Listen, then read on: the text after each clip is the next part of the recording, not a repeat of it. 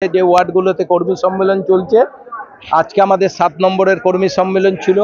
এই কর্মী সম্মেলনে আমাদের এক সময়ের আমাদেরই নেতা, আমাদের খাদিমদা দেবব্রত রায়, তিনি মাঝে একটা ভুল বোঝাবুঝিতে বিজেপিতে চলে গেছিলেন। তিনি পুনরায় আবার আমাদের তৃণমূল কংগ্রেসে মুখ্যমন্ত্রীর উন্নয়নের সঙ্গে সামিল হলেন। তিনি এখানে আমাদের যোগ দিলেন।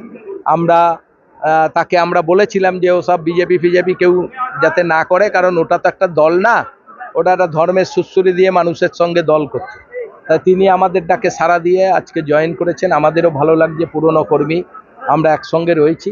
আর 7 নম্বর ওয়ার্ডের কর্মী সভা আপনারা দেখতে পেলেন যে প্রচুর লোক আমাদের সভাগুলোতে হচ্ছে, কারণ এখন আমরা বুথ ধরে ধরে মিটিং করে তারপর আমরা কর্মী সভা করছি।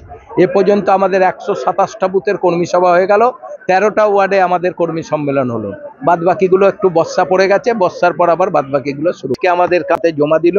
আমরা চেষ্টা করব গোটা শহর জুড়েই দুর্গাপুজোর আগে আমাদের সব কাজ শেষ করার জন্য, কারণ এখন আমাদের ওয়ার্ডে ওয়ার্ডে ঢালাই হচ্ছে, ড্রেন হচ্ছে। পিচের কাজটা আমাদের যেহেতু বর্ষা নেমে গেছে, পিচের কাজটা আমরা বর্ষার পর করব। আমরা মনে করি আমরা বিধানসভা ভোটের আগে, যদিও এখনও 7-8 মাস বাকি আছে, তার মধ্যে শহরের মানুষ কোথায় আমাদের কাজ নিয়ে কিছু বলবে না। কারণ আপনারা দেখলেন 6-7 দিন এত জল হচ্ছে বর্ধমান শহরে, সেইভাবে কোনো জায়গায় একটা বিশাল জল জমে নাই। কারণ আমি নিজে বর্ষায় ঘুরেছি গাড়ি নিয়ে, যে কোথায় জল জমেছে দেখার জন্য। খুব একটা জমে নাই, তার মানে কি একটু জমে নাই সেটা বলবো না, আধ ঘন্টা হয়তো জমে, আধ ঘন্টা পরেই আবার সেই জলটা নেমে গেছে।